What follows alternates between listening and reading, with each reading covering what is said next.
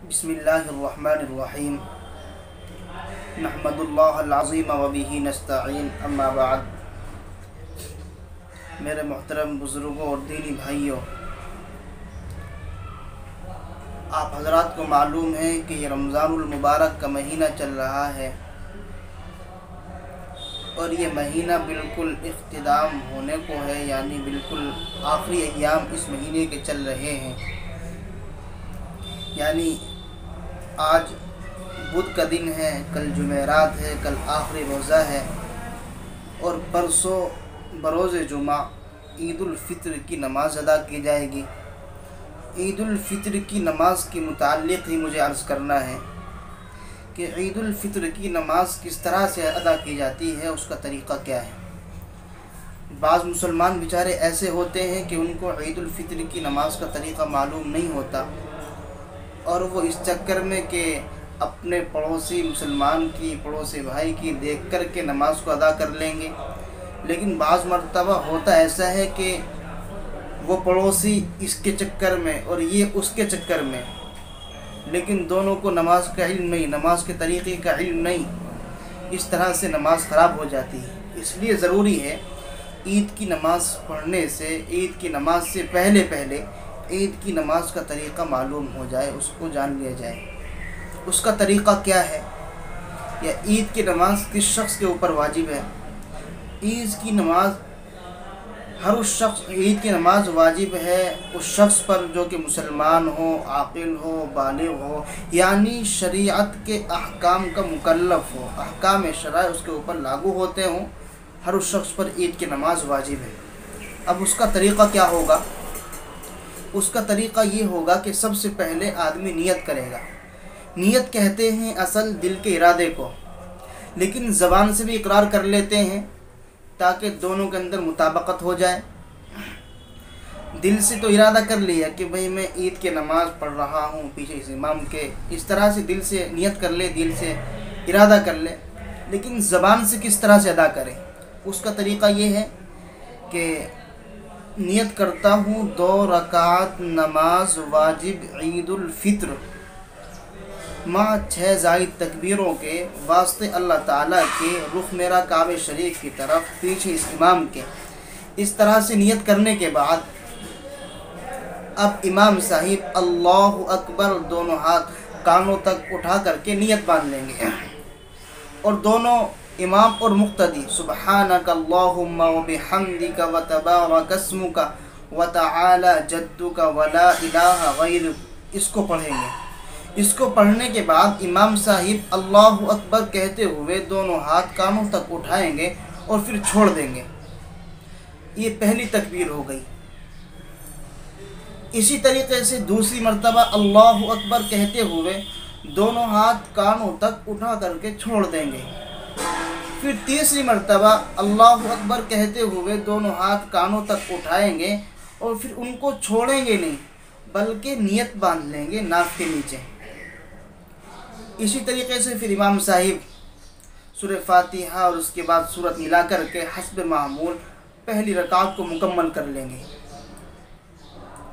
اب دوسری رکعت کے اندر امام صاحب جب کھڑے ہوں گے تو سورہ فاتحہ پڑھیں گے، اس کے بعد سورت ملائیں گے، اس کے بعد اللہ اکبر کہیں گے اور اللہ اکبر کہتے ہوئے دونوں ہاتھ کانوں تک اٹھا کر کے چھوڑ دیں گے۔ یہ دوسری رکعت کی پہلی زائد تکبیر ہو گئی۔ اب اسی طریقے سے دوسری مرتبہ اللہ اکبر کہتے ہوئے دونوں ہاتھ کانوں تک اٹھا کر کے چھوڑ دیں گے، دوسری رکعت کی 2 زائد تکبیر ہو گئی۔ اب اسی طریقے سے تیسری مرتبہ اللہ اکبر کہتے ہوئے کانوں تک ہاتھ اٹھا کر کے چھوڑ دیں گے۔ اب چوتھی مرتبہ جب اللہ اکبر کہیں گے تو ہاتھوں کو کانوں تک نہیں اٹھانا بلکہ رکوع میں چلے جانا ہے، کیونکہ 3 زائد تکبیر پہلی رکعت کے اندر ہو گئی اور 3 زائد تکبیر دوسری رکعت کے اندر ہو گئی، تو یہ مکمل 6 زائد تکبیر ہو گئی اور 6 ہی زائد تکبیریں ہیں۔ اب پھر امام صاحب رکوع میں جانے کے بعد حسب معمول نماز کو مکمل کرائیں گے۔ اس کے بعد یہ عید الفطر کی نماز ہو گئی۔ اب جمعہ اور عیدین کی نماز کے درمیان کیا فرق ہے، اس کو تھوڑا سمجھ لیتے ہیں۔ جمعہ اور عیدین کی نماز کے درمیان فرق یہ ہے، صرف دو چیزیں ہیں، دو فرق ہیں۔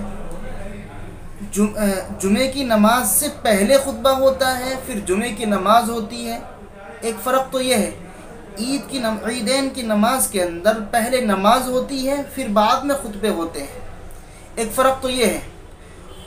دوسرا فرق یہ ہے کہ جمعے کی نماز کے بعد دعا ہوتی ہے، پہلے جمعے کی نماز کے اندر خطبہ، پھر نماز، پھر دعا۔ لیکن عیدین کی نماز کے اندر یہ نہیں ہوتا، بلکہ پہلے نماز ہوتی ہے، پھر خطبے ہوتے ہیں، دعا عیدین کی نماز کے اندر نہیں ہوتی۔ یہ دو فرق ہیں، اس طرح سے نماز کو مکمل کر لیں۔ عیدین کی نماز کے بعد بھی دو خطبے ہوتے ہیں، اور جمعے کی نماز سے پہلے بھی دو خطبے ہوتے ہیں، اس طرح سے عید کی نماز مکمل ہو جاتی ہے۔ اب ایک بہت ہی اہم مسئلہ جس کا سمجھنا نہایت ہی ضروری ہے، وہ یہ ہے کہ مسبوق عید کی نماز کس طرح سے ادا کرے گا۔ گھر سے چلا، تاخیر ہو گئی، دیر ہو گئی، اب 3 جو زائد تکبیریں تھی وہ چھوٹ گئی، یا امام صاحب رکوع میں تھے، یا دونوں رکعت نکل گئی، کوئی بھی صورت ہو سکتی ہے۔ اب اگر وہ اس حالت میں جماعت کے اندر شامل ہوا ہے کہ امام صاحب پہلی رکعت کے اندر جو 3 زائد تکبیریں ہیں وہ ہو چکی تھی، امام صاحب ان کو کہہ چکے تھے، سورہ فاتحہ پڑھ رہے تھے یا سورت کی تلاوت کر رہے تھے، اس حال میں پہنچا ہے تو وہ جلدی سے اپنی تینوں جو زائد تکبیریں اس کی چھوٹ گئی ہیں ان کو ادا کر لیں، اور پھر امام صاحب کے ساتھ شرکت کر لیں۔ اب دوسری صورت کہ امام صاحب رکوع کے اندر تھے جب جماعت کے اندر شامل ہوا ہے، جب آیا ہے تو اب کیا کرے، کس طرح سے شامل ہو۔ اب اس کا طریقہ یہ ہے کہ اس کے دیکھیں امام صاحب کو کتنی دیر ہو گئی، اگر اس کو یہ لگتا ہے کہ میں اپنی 3 زائد تکبیرات کہہ کر کے امام صاحب کے ساتھ رکوع میں شامل ہو جاؤں گا، تو پہلے اپنی 3 زائد تکبیر کہہ لے، اس کے بعد امام صاحب کے ساتھ شامل ہو جائے۔ اب اسی طریقے سے یا بالکل قاعدہ آخیرہ چل رہا تھا، امام صاحب دونوں رکعات پڑھا چکے تھے، اتحیات میں بیٹھے ہوئے تھے، اب آیا ہے، اب یہ کس طرح سے ادا کریں۔ اب اس کا طریقہ یہ ہے کہ امام صاحب کے ساتھ وہیں سے شامل ہو جائیں، اور پھر امام صاحب کے بعد سلام پھیرنے کے بعد اپنی نماز کو مکمل کرے گا، اسی طریقے پر جس طرح سے امام صاحب نے نماز پڑھائی ہے۔ کیونکہ